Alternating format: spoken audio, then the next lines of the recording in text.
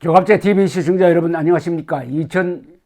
2020년 10월 30일 오후 6시입니다. 이 순간 김정은, 문재인 두 사람을 비롯해서 양쪽 정권은 미국 대선을 아마 숨을 죽이면서 지켜보고 있을 것입니다.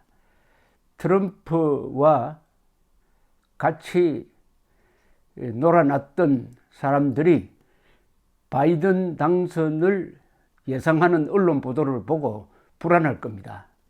그러면서 트럼프가 2016년처럼 역전승을 해주기를 바라고 있는 사람 적지 않으리라고 생각을 합니다.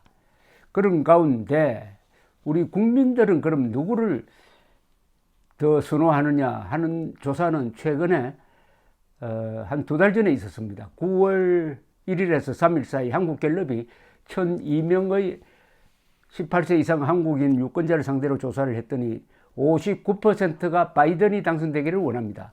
16%는 트럼프, 25%는 의견이 없습니다. 이 정권과는 다른 생각을 갖고 있다는 거죠. 이 비율은 상당히 건전하다는 저는 느낌을 받습니다. 압도적인 한국인이 바이든 당선을 원한다. 이게 이번 선거에 다소 영향을 미칠지 모르겠다는 생각도 듭니다. 왜냐하면 지금 한국계 미국인이 유권자가 많습니다. 유권자가 이분들이 이번 투표에 참여해가지고 누구를 찍느냐와 연결되어 있는 거죠. 바이든 당선을 원하는 한국인이 많다는 것은 바이든 당선을 원하는 한국계 미국인, 미국 시민권자가 많다는 것하고 연결되지 않을까요? 그런데 그것과 연동된 것 같은데, 이 조 바이든 미국 대통령 민주당 후보가 오늘 연합뉴스에 기고문을 보냈습니다. 아주 특이합니다. 이 기고문을 왜 보냈겠느냐? 미국 언론은 지금 이 스윙 스테이트에서 제일 중요한 게 펜실베니아, 미시간, 위스콘신입니다. 미국의 중서부 지역인데 여기에 사는 많은 한국 사람들이 있고 투표권을 가진 사람들이 많다는 겁니다. 이 사람들한테 영향을 주기 위해서 연합뉴스에 이런 기고문을 보낸 것으로 이렇게 분석을 하고 있는데, 이 기고문은 상당히 우리한테 도움이 됩니다.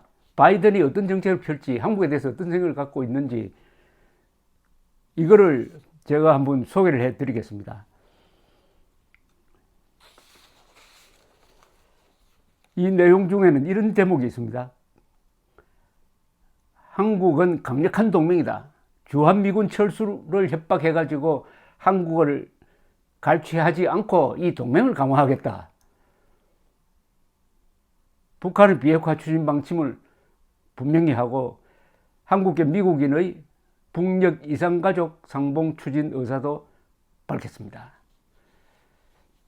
어쨌든 이거는 한국 사람들을 향한 글이기도 하면서 동시에 미국에 있는 한국계 미국인 유권자들을 위한 글이라는 것을 전제로 하고 한번 들어봐 주시기 바랍니다. 우리의 더 나은 미래를 위한 희망. 나는 손녀 피네건을 옆에 두고 비무장지대에서 북한으로부터 100피트도 채 떨어지지 않는 곳에 서 있었던 것을 결코 잊을 수 없습니다. 나는 한국전쟁 이후 한반도 분단과 이산가족의 고통을 느꼈습니다. 나는 이에 앞서 전쟁 기간 전사한 36,574명의 미군 병사를 기리기 위해 한국전쟁 기념관에 헌화했기 때문에 좀 더 강한 감정으로 다가왔습니다. 이는 우리 두 나라 사이에 피로 맺어진 동맹 60주년을 기념하기 위해 한국을 방문한 2013년의 일이었습니다. 내가 당시 말한 것처럼 나는 한국 국민과 한국이 전쟁 이후 성취한 모든 것에 대해 깊은 존경심을 갖고 있습니다.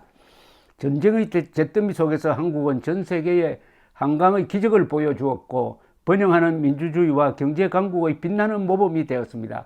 한국은 코로나19와의 싸움에서 글로벌 리더가 되어 왔고 또 공동 번영과 같이 안보를 정진시키고 국제사회의 도전에 대처하는 데 있어 이 지역의 강력한 도움이 되어 왔습니다. 말은 중요합니다.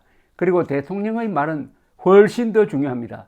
대통령으로서 나는 우리의 군대를 철수하겠다는 무모한 협박으로 한국을 갈취하기보다는 동아시아와 그 이상의 지역에서 평화를 지키기 위해 우리의 동맹을 강화하면서 한국과 함께 설 것입니다. 나는 원칙에 입각한 외교에 관여하고 비핵화한 북한과 통일된 한국을 향해 계속 나아갈 것입니다. 그러면서 수십 년간 북한에 있는 사랑하는 이들과 이별한 한국계 미국인을 재화시키기 위해 계속 노력할 것입니다. 여기서 특이한 것은 한반도 비핵화라고 하지 않았어요. 북한의 비핵화라고 분명히 했습니다. 이건 높게 평가할 만한 말이다 합니다. 김정은도 문재인도 트럼프도 한반도 비핵화라고 해요. 북한의 비핵화라고 해야 되는데 바이든은 북한의 비핵화라고 했습니다. 물론 김정은을 향해서 그 깡패라고 했는데 이 글에서는 그런 표현을 쓰지 않았습니다. 계속해서 읽어드리겠습니다. 나는 그 200만 명의 한국계 미국인이 이룬 셀 수 없는 기여를 감사하게 생각합니다. 특히 미국이 전염병 대유행과 경기 침체, 오랜 기간 우리의 미래를 결정할 선거에 직면해 기로에 서 있는 이 힘든 시기에 말입니다.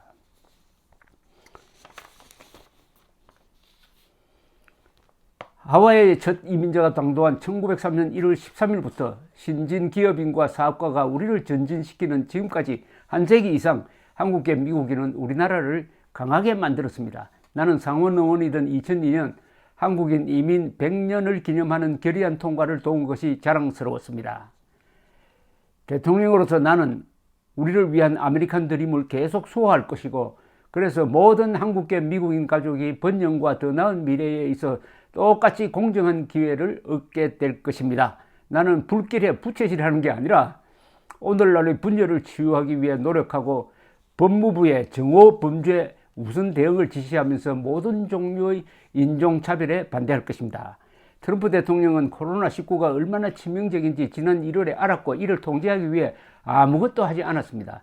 22만 5천여 명의 미국인이 숨졌습니다. 3천만 명이 일자리와 임금을 잃었습니다. 소상공인 5 중 하나가 문을 닫았습니다. 그중 다수가 한국계 미국인의 기업이었습니다. 트럼프의 실패한 리더십은 우리 경제를 망쳤고 많은 한국계 미국인의 희망을 산산조각 내었습니다. 나는 더 나은 삶을 일구기 위해 미국으로 와 열심히 일하는 이민자 가정을 지원하면서 일생을 살아왔습니다. 모든 사람을 존엄하게 대하고 낯선 이들을 반기며 약한 이들을 보호하는 게 나의 원칙입니다.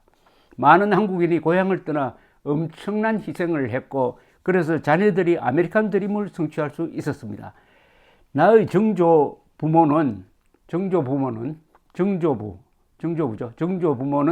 희망에 가득 찬 아일랜드에서 미국에 왔습니다. 이 바이든이 아일랜드 출신입니다. 잘 아시다시피 아일랜드는 영국의 오랜 식민 통치를 받으면서 탄압을 견디지 못하고 아일랜드에서 미국으로 이민 온 사람들이 현재 미국 거주로 치면 한 5천만 명이나 됩니다. 그래서 이 표가 많습니다. 존 F 케네디 대통령도 아일랜드 출신입니다. 나는 우리의 희망과 꿈을 회복하고 한국을 다시 더 낫게 기회와 단합과 새로운 시작의 나라로 재건하려고 출마했습니다. 대통령으로서 나는 우리의 모든 자녀와 손주들의 더 나은 미래를 위해 싸울 것입니다. 같이 갑시다. 같이 갑시다는 이게 한미연합사의 모토입니다. 제가 읽어보니까 참 잘 쓴 글입니다. 어쨌든 한미동맹을 강화하겠다. 트럼프식으로 방위비 분담금을 5배 올려달라고 해가지고 말 안 들으면 주한미군 철수하겠다는 식으로 비겁하게 협박하지 않겠다. 그리고 북한의 비핵화를 분명히 한 점이 아주 인상적입니다. 그리고 이민자, 나도 이민자 출신인데 이민자를 공정하게 대우하겠다. 자, 문제는 한국 사람들이 미국 대통령 선거에 영향을 미칠 수 있느냐입니다. 있습니다. 저 방송을 듣는 한국계 미국인도 많으실 것입니다. 그 중에는 트럼프 지지하는 사람도 있을 것이고 바이든 지지하는 사람도 있을 것이라고 생각합니다. 어쨌든 어느 쪽이든 투표장에 나가야 합니다. 한국 사람들은 유권자는 많은데 투표율이 낮다는 이야기가 있습니다. 그러면 안 됩니다. 투표장에 나가야 미국에서 영향력이 생깁니다. 그 영향력을 가지고 바이든이 당선되어서 바이든 행정부가 들어서면은 바이든 행정부로 하여금 김정은을 압박해가지고 핵을 폐기하도록 만드는데 힘을 쓸 수가 있습니다. 그러려면은 바이든을 찍어야 발언권이 생기지 않겠습니까? 물론 트럼프가 당선된다고 생각하는 사람이 있으면 트럼프를 찍으십시오. 어쨌든 누군가를 찍어야 합니다. 투표장으로 가셔야 합니다. 감사합니다.